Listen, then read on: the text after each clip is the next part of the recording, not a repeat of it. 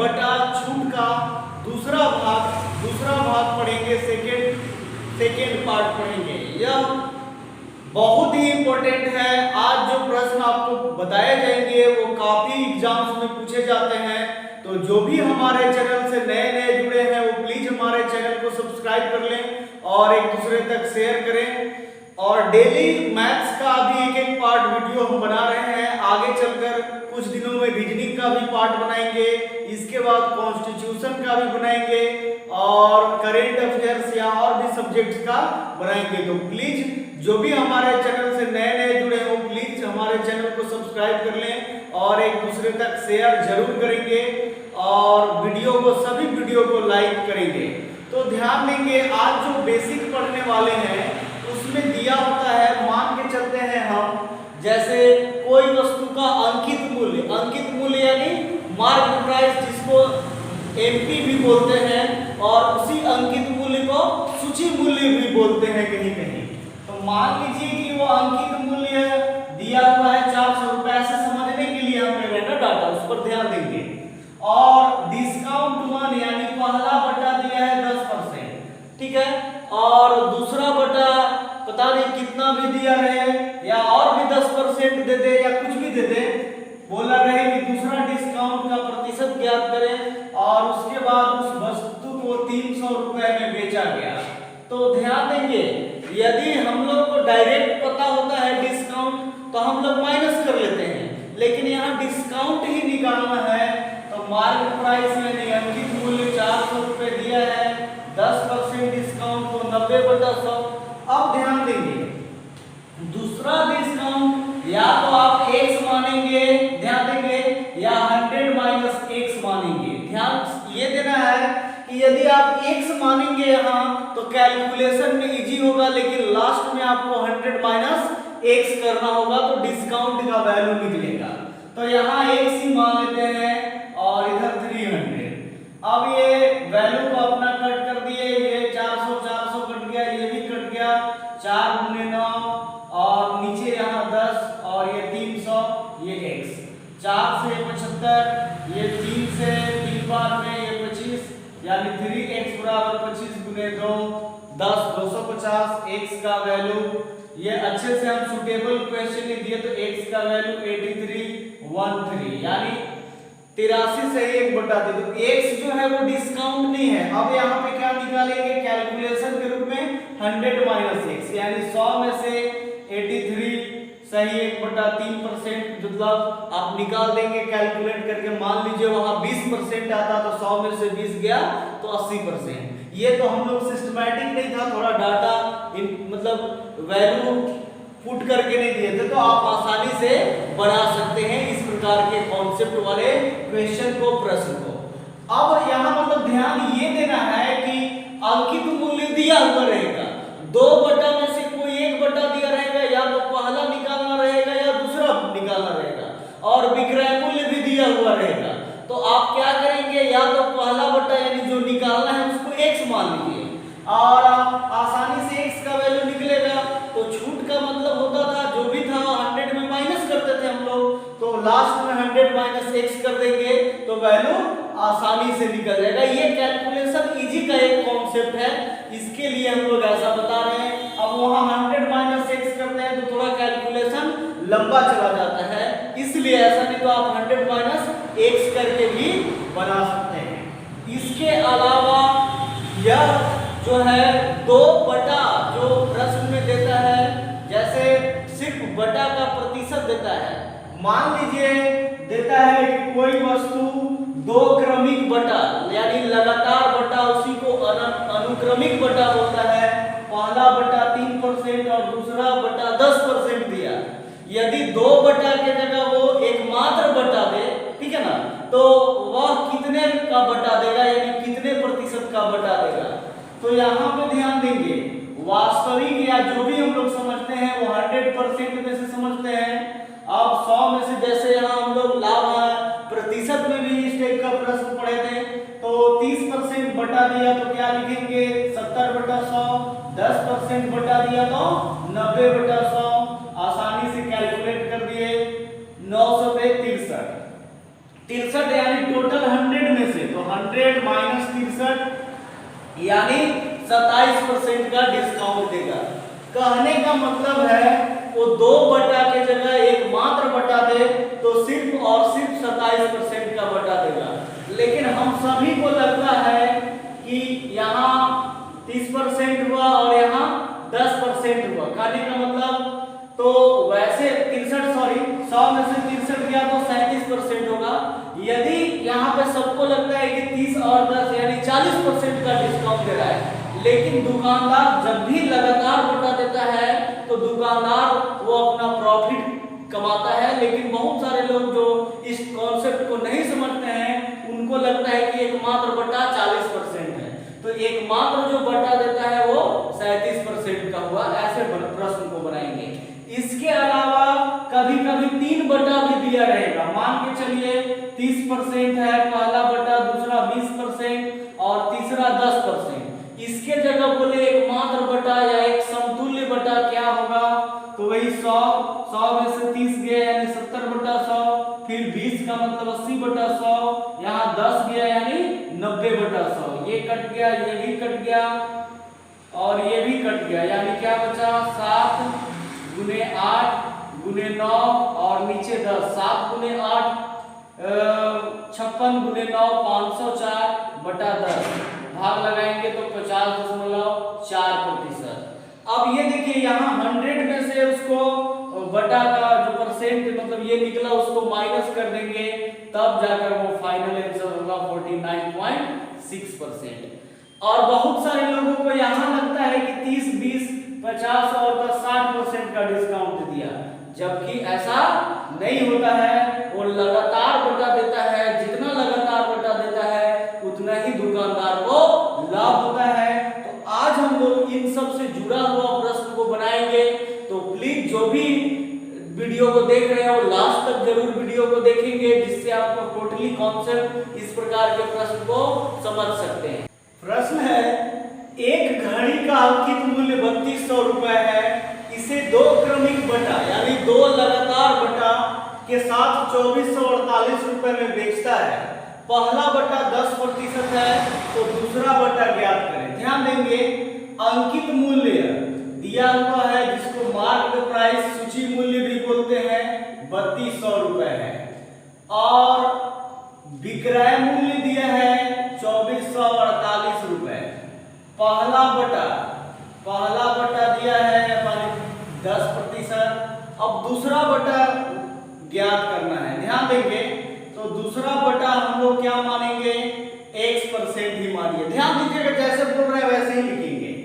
अब क्या बोलता है प्रश्न में, प्रश्न से अंकित मूल्य 3200, पहला बटा 10% यानी 100 में से 10 गया तो 90% यानी 90 बटा 100।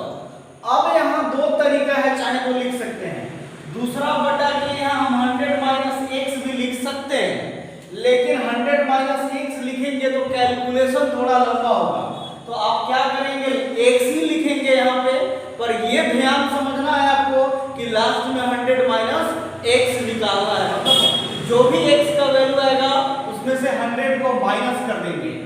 ध्यान देंगे, जो भी x लिख रहे हैं लेकिन बाद में 100 माइनस x कर देंगे, बराबर कितना 2448 रुपए, 2448 रुपए, 2448। अब ये 2 0 कैंसिल, ये 0 से 0 कैंसिल, यानी 32 गुने 9 बटा 10 गुने x बराबर 2448। चाहे तो आप डायरेक्ट काट सकते हैं, पर यहीं पे डायरेक्ट काटेंगे। 9 दूनी 18, 6 बच गया, और 4 64, 9 7 63 और 9 दूनी 18।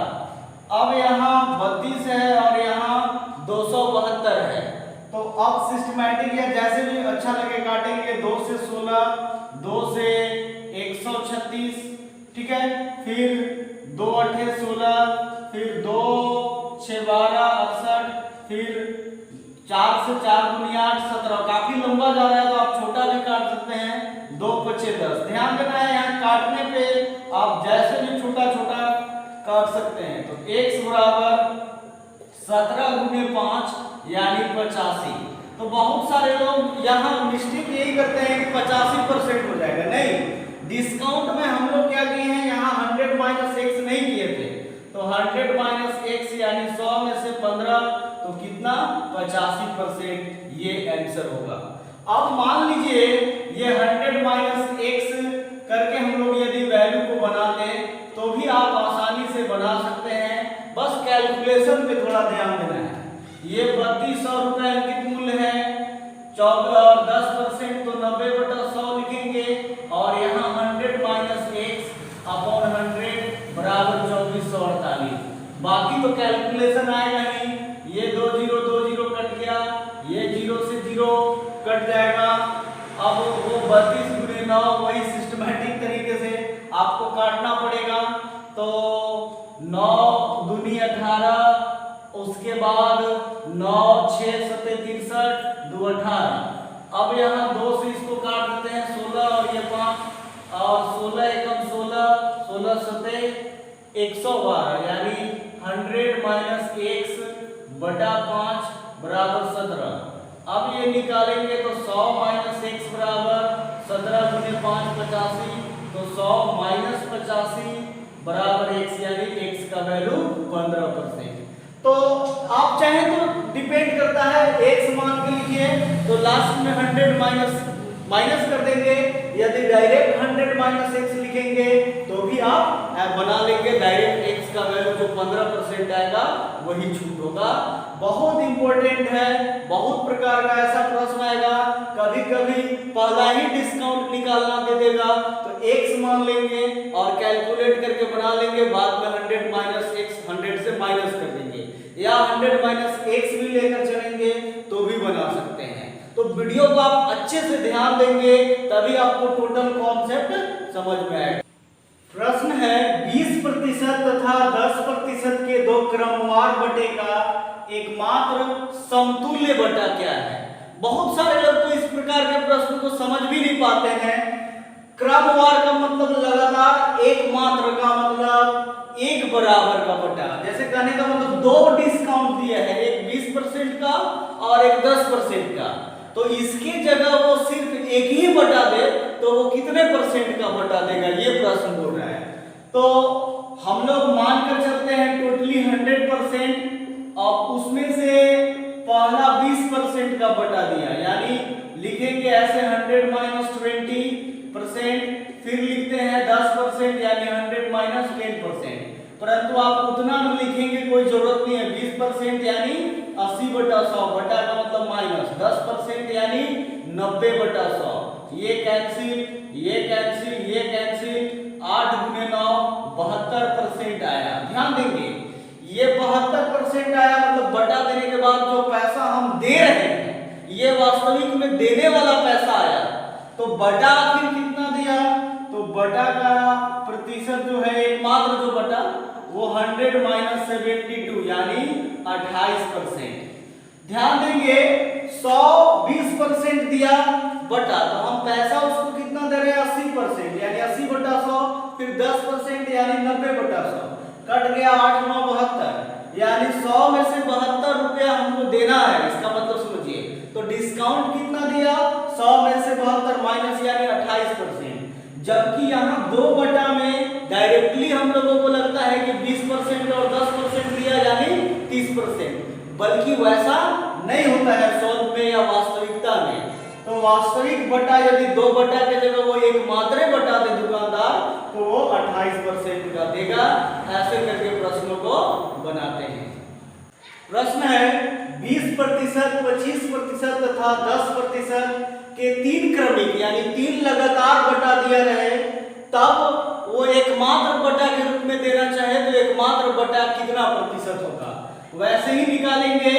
यानी 100% वास्तविक हुआ तो डायरेक्ट लिखते हैं 100% वास्तविक, उसमें 20% बटा यानी कितना 80/100, फिर 25% बटा यानी 75/100, यानी 25% छोड़ा तो 75% देना है, उसी हिसाब से लिखते हैं। फिर 10% बटा यानी 90%, 90/100। अब ये 0 0 कैंसिल, ये कैंसिल हो गया। अब क्या बचा 8 गुने 75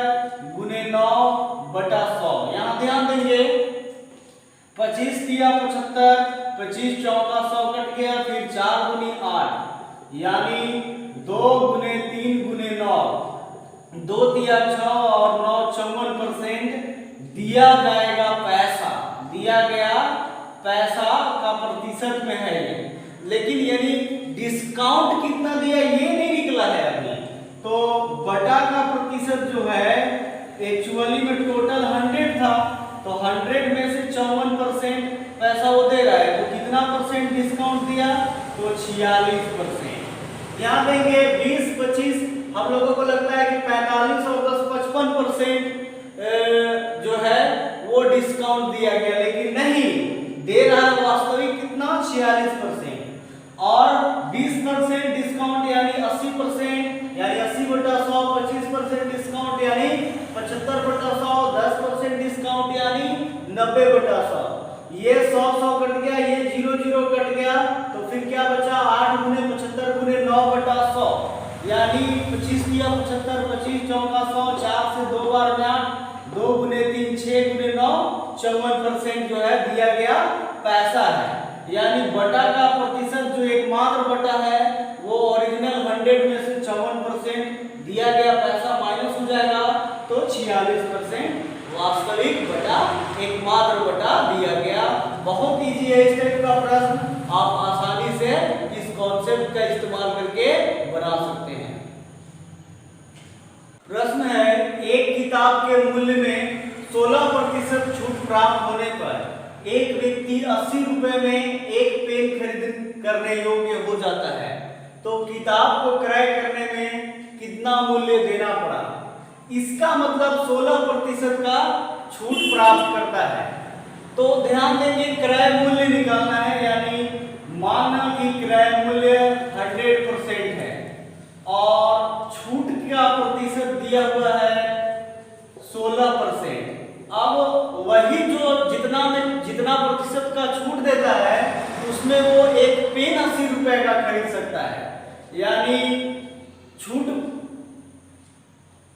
का प्रतिशत बराबर एक पेन, तो छूट का प्रतिशत 16% और उस पेन का कीमत 80 रुपए, तो 16 बचे 80 यानी 1% का वैल्यू कितना 5 रुपए हुआ।